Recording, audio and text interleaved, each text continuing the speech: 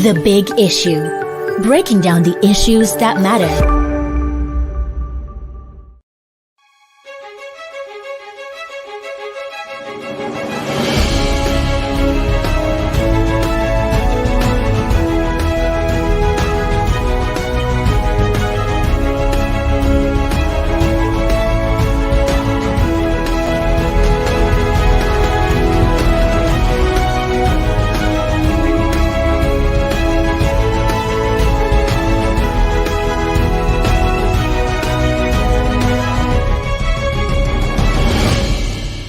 The Big Issue. Breaking down the issues that matter.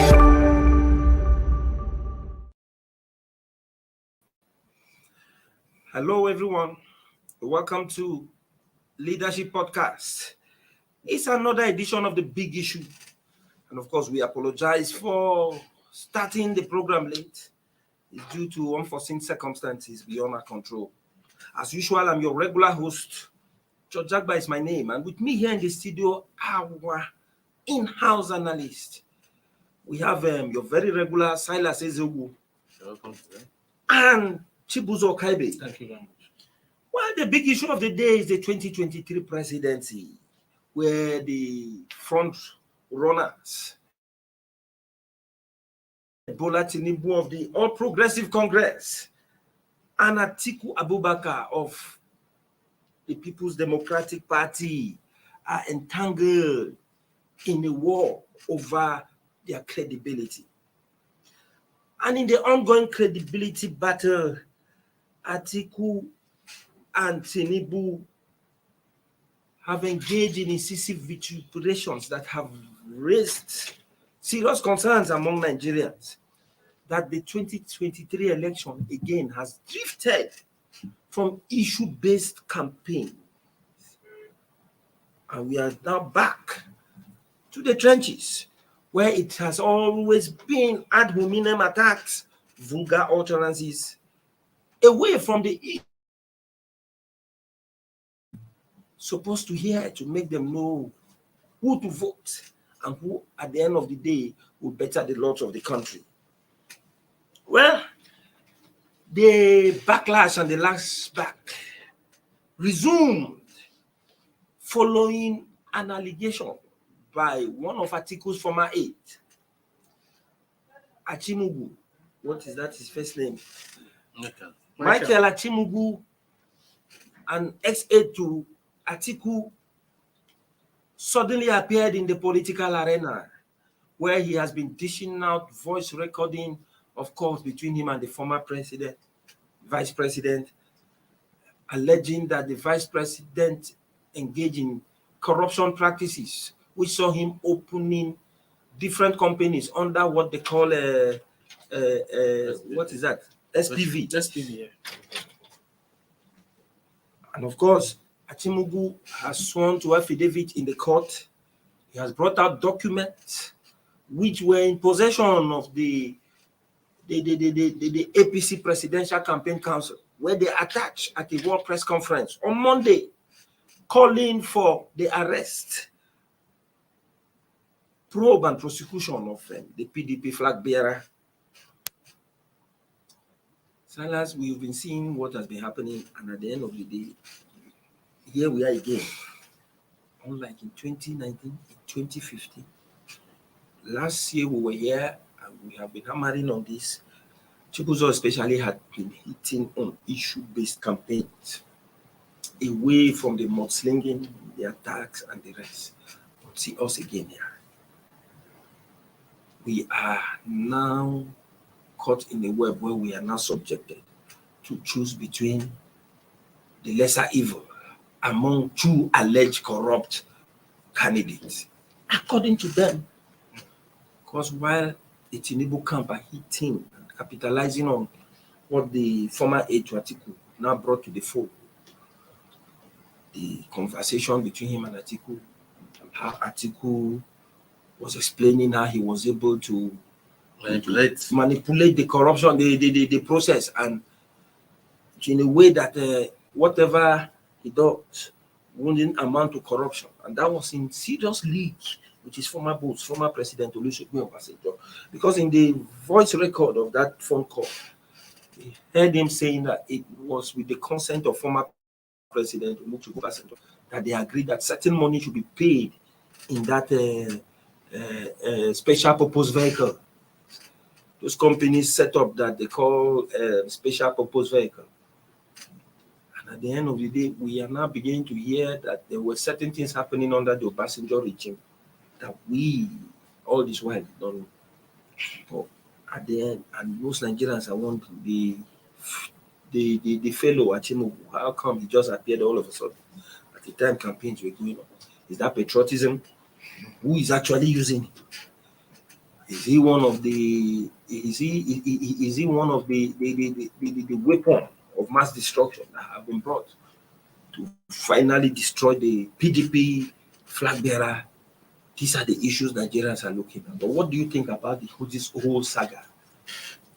Yes. I want to refer to what the Labour Party Vice President candidate did as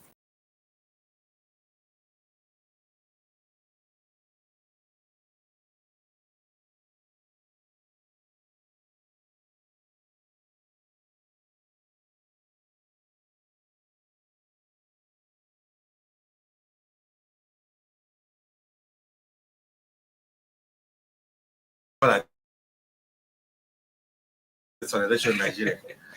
I had it, so, when you present yourself, for contest, especially you're looking for the highest support person now, just be prepared that they would, everything about you will be put in the public. Everything, the clean, the good, the bad, the ugly about you will be clean. So before you even come out to run, just know that whatever you have done can be out there. So be prepared to defend yourself at every opportunity.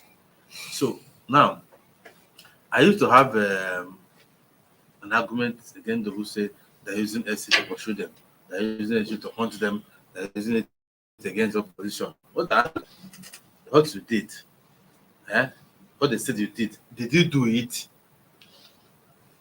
That's what I asked. Look, they use FC to pursue because I'm not a part of government against me. First, I ask you, what is saying that you did? Did you steal the money? Did you embezzle the money? They are not pursuing other people because they are in friends of government. And that. First of all, did you do it? That's your own first. Don't look for excuses because they are not. Don't worry. When another regime comes, they will pursue other people. There's no timeline over issues of crime. What we did 200 years ago. That was the case. The post in, I think, Britain. That's last time last 70 years or thereabout. They just post it. I think last week or thereabout. So, what I asked, did you do it? Whether the person, this Achimu guy, Achimuku.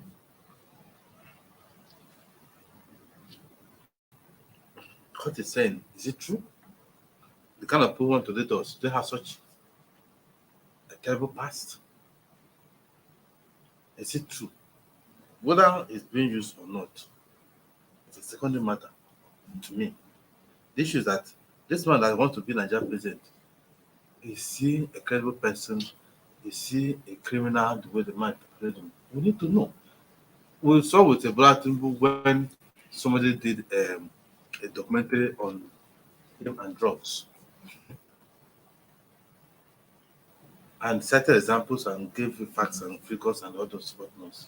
So if you are out there seeking office of the land, doesn't matter who says so, that and is see every good citizen in Nigeria, whether you do it for because it's been paid for to do it, or whether you do it as patriotic duty, has a duty to scrutinize to so, and if you know that a crime has been committed, you can bring it up. Because check when Clinton was running for election, remember that in the middle of that campaign, towards the end, was being investigated for breaching the law, using personal mail to run official business or something like that. That was something that started his campaign to report that she lost. In fact, but for that investigation that now cast doubt into the minds of voters, Katie was already home and dry. Even though she still won the popular vote, okay, she won it, but the electoral vote, we have people who vote are more enlightened and more strategic. That's why she now became the first president of US. So it is good that this is happening. Let us know those who are not hacking the answer, how did they are, what to expect from them. What I expect to hear is that there's a commission, because both Tinubu and Atiku do not have immunity from prosecution. So what does the agent to look at? Okay, fine. This investigation, is that meat in it? Can we start an investigation? I know people are writing a petition, this and that. Investigate it. If the person is not a fit and proper person to contest for president on account of a crime, let us know. Let not just say, okay, once he gets into office, becomes what? Becomes he has immunity, he can no longer be prosecuted for a crime committed. So, if you, from the intro we had, if you ask me, I would not say that this is an issue. When Buhari ran for election, he said we'll tackle corruption, insecurity, and the brown economy. So corruption is a big issue in Nigeria. Credibility of the candidate is a big issue in Nigeria. Trust is a big issue in this political arena now. It's a big issue. So if due to corruption, all of them have to do the credibility, like you said, of the candidate. If the person is not a credible candidate that's pretending to be, we need to know. And if there are things that are done that is bad that need to be stated, I expect the secretary just to soon into action. That's how I see it. Thank you very much, Silas. Jubuzo, you heard what Silas said. And of course, I'm not just talking about Atiku. If the one about drugs, true, there's meat in it, two of them should be picked up. If there's anything against it to be, if they're not good enough to present, then keep aside. Yes, that is even what the chief spokesperson of the APC campaign council said. Festus Keyamo, who is also the Minister of State for Labor and Productivity, said that Atiku must apologize and renounce his presidential ambition.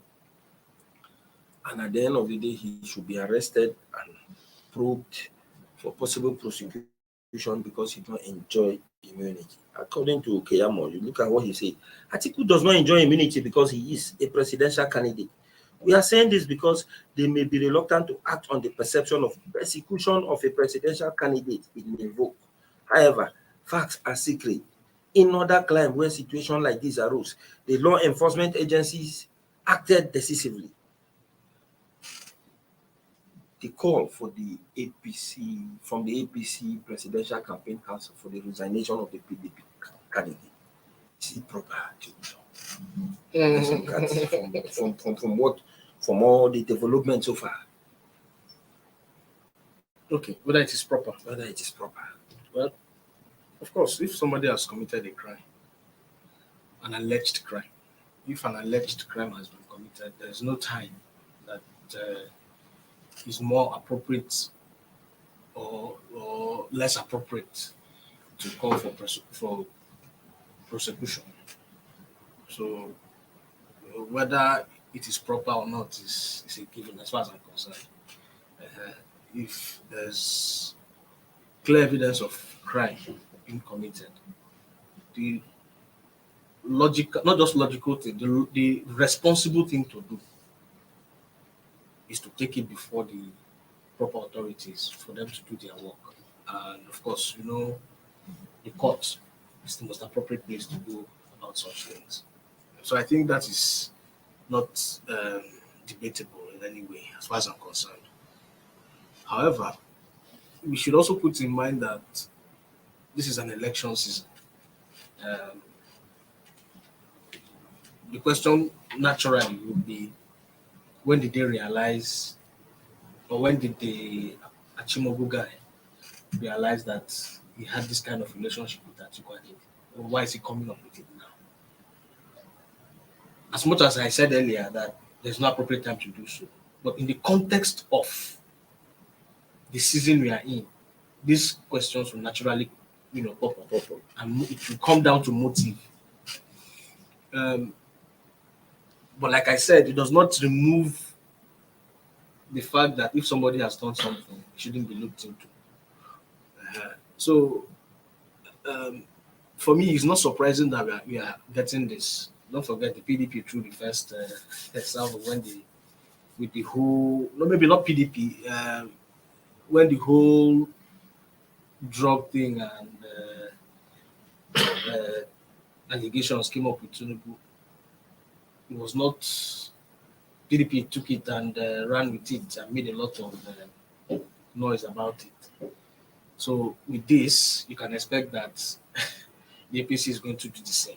Yes. And as we speak, I am sure that more are going to come up. We are going to have much more slinging, between these two political titans. Don't forget, these are two old political friends. Let me start that way. The alliance go way back, so they are not strangers to themselves.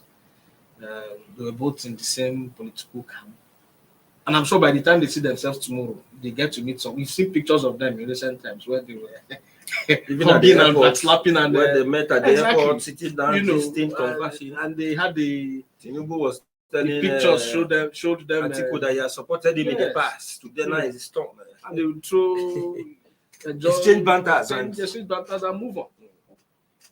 But it's interesting that what we are beginning to see is two people who, tend to say this is nothing personal, it's about the office, and I have to do what I have to do to win. Including, then when by the time all this is over, we can reconcile and, get together again and move on.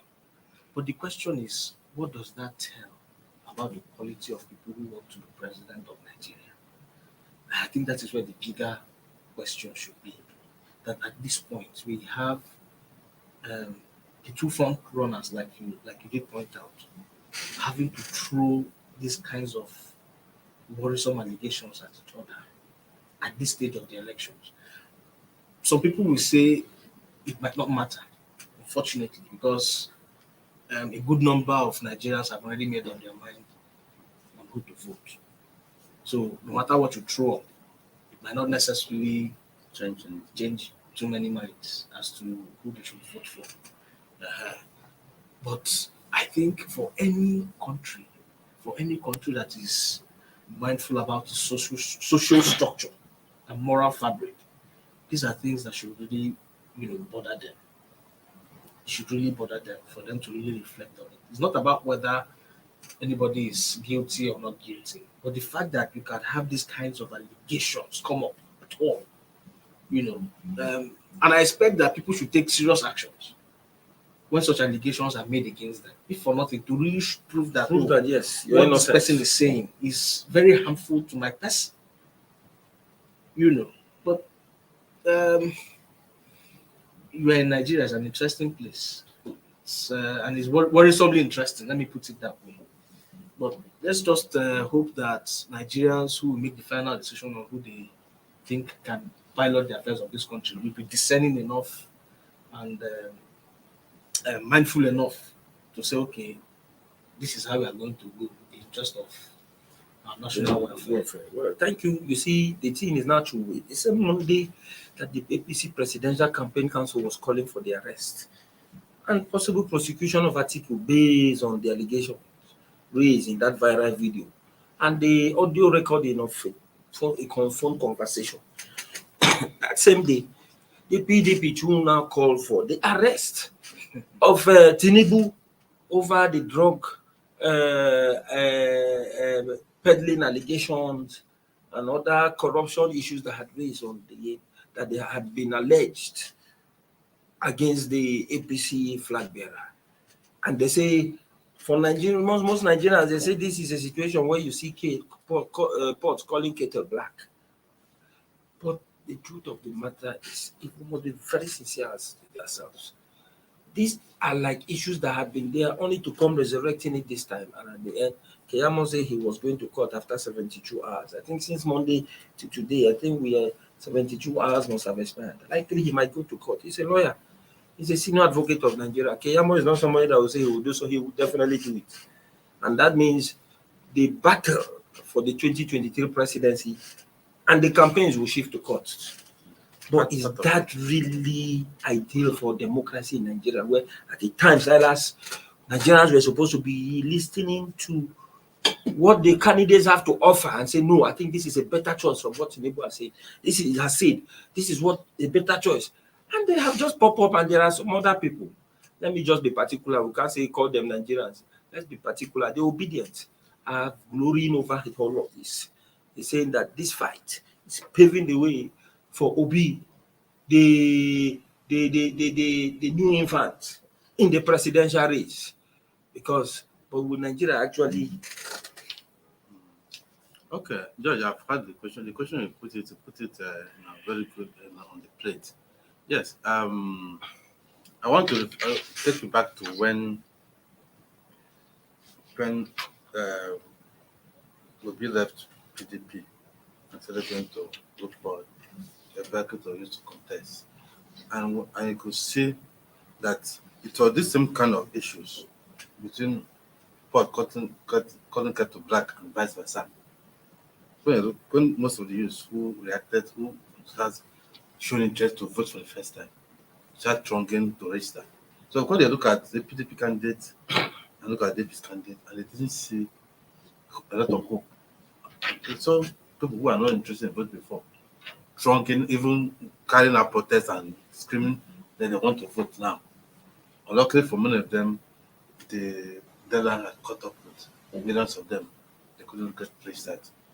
And the NEC refused to shift ground, to extend it to reach the maximum limit of in November, which were given 3 months time to register. So a lot of people who had interest to vote, primarily because the APC, the candidates of the APC and PDP, they have this baggage. Whether they're not convicted on them, but there's a baggage flowing them, and that's what is coming out now. It's then that raised a lot of people who were reluctant, indifferent now to show this election. That's what has made this election season very interesting. That the vibrancy around it that was not there before. Now, Chief will say something very important. Let me quickly say before I come to that segment. He said that the issues raised in this allegation are very serious, and it helps that the authorities will take note of them. Fine.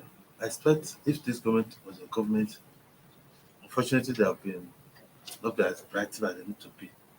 They need to quickly check whether there's substance in the allegations and act on them.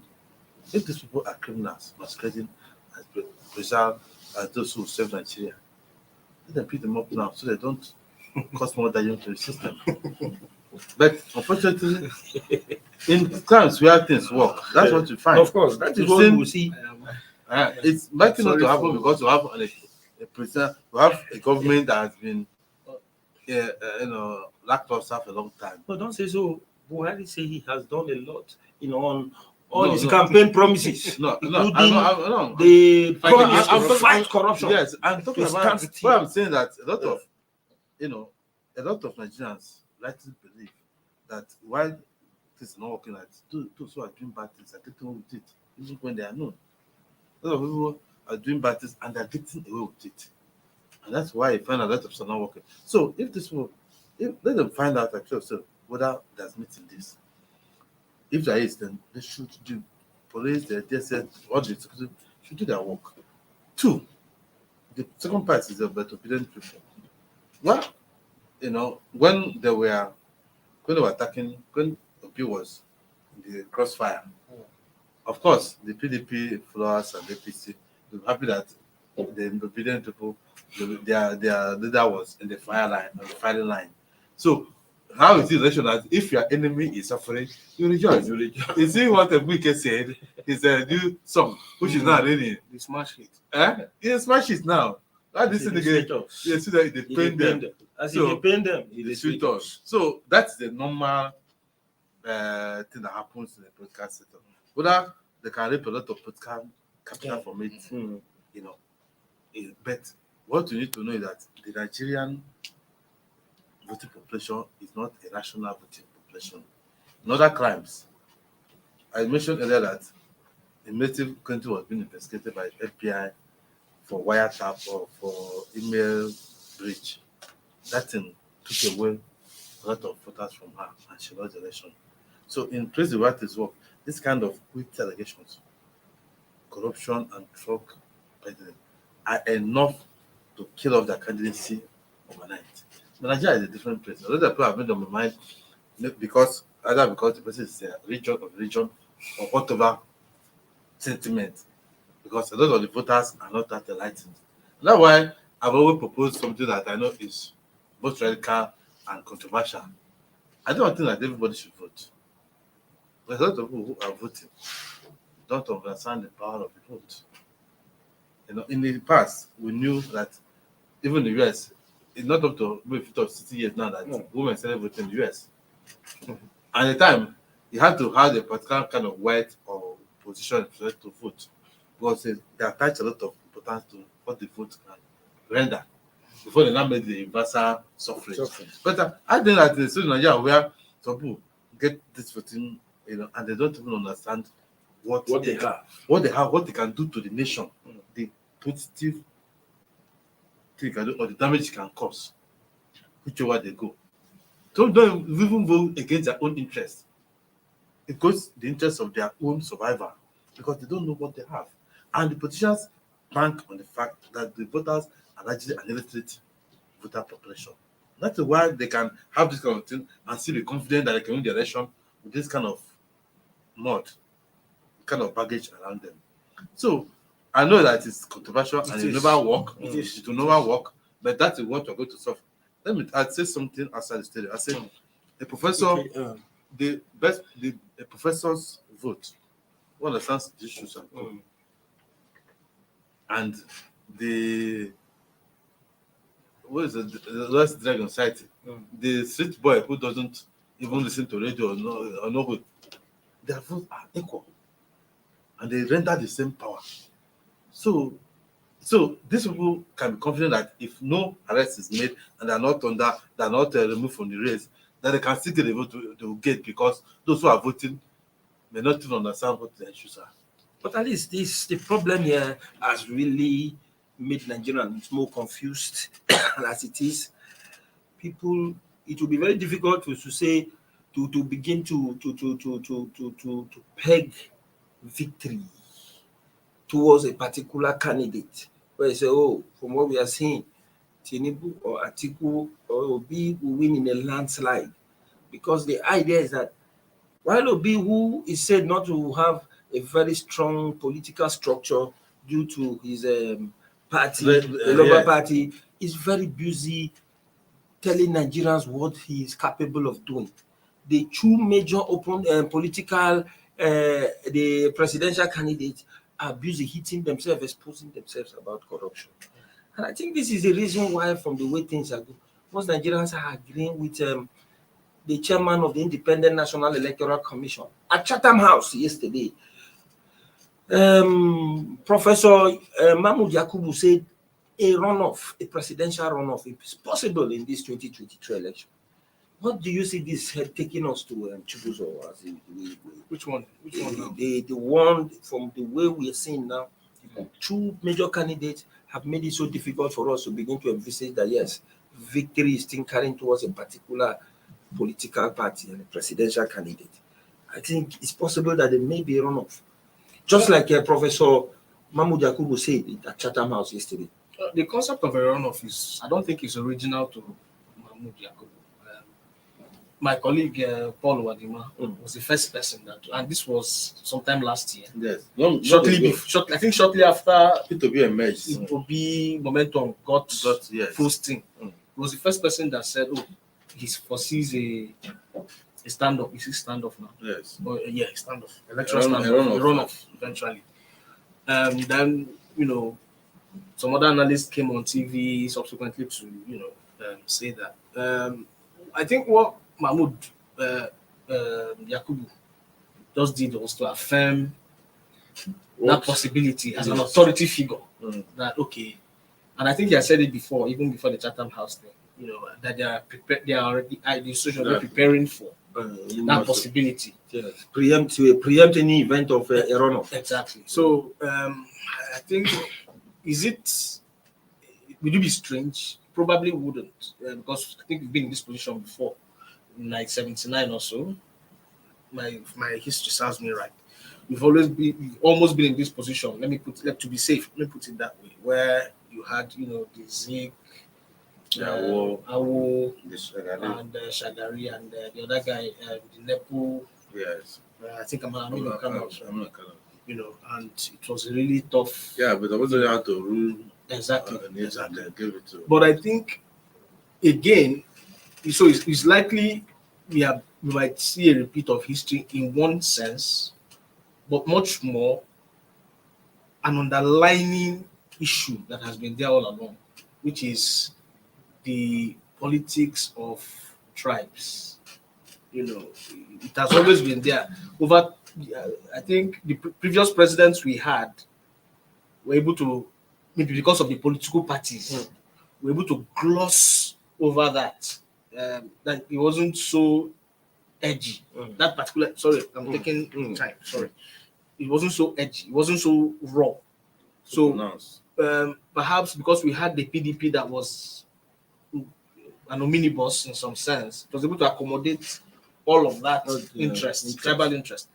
We had APC, but I don't think it, as a party in government rather, I don't think it was able to do so much about that, such that we've had a part of the country shouting, that they've been marginalized for, because they didn't vote for them and all of that. But we didn't have that within the PDP, and I think it's kudos to. So, and now we are beginning to see every tribe perhaps trying to hold on to something going into the 2023 election. Is it going to be a means of renegotiating the political entity called Nigeria? A lot of fruitful scientists are going to ask this question. Now that we are going to have 3 of the major tribes contesting this election, and it's going to become a runoff, what happens? Is it going to forge some kind of renegotiation? Are we going to see a fresh kind of alliance? What could that portend for our democratic experience? Going forward, will it change the dynamics of our politics? Is it going to alter the kind of presidential system we're likely going to have? Would that reintroduce the concept of one president, several vice presidential systems, so that we don't have the kind of situation we had that brought us to this stage in the first place? So there's so much questions on the table. It's not just about the election. The election is just a process, mind you. But by the time the elections are done, or by the time we get full blast into the elections, these are the salient questions that might resurface again with the way things are going. Thank you very much. Well, it is an ongoing process. And of course, Chibuzo has actually given a hint at what might play out. Well, it's still under permutations. And of course, the 2 major parties are set to contest their credibility in the court. This chief spokesperson of the APC campaign council, Keyamo, has threatened to go to court after 72 hours. And of course, the PDP too are insisting that the APC presidential candidate should be arrested over alleged illicit drug dealings. Well, it's an unfolding event. In the coming days, we will see where all the verbal attacks, the ad hominem attacks, the vulgar use of language, the incisive vituperations away from issue-based campaigns will take us to. For now, it is still dicey, and Nigerians are holding their breath to see what will be the end of this as the election approaches. Thank you for keeping tab with us out there. And of course, I thank our in-house analysis for addressing the big issue. Join us same time tomorrow for another edition of this program. Have a wonderful day. Thank you for watching. For sponsorship and advert placements, please contact 080-3688-6158. Last Word Leadership Podcast Studio. You have the last word.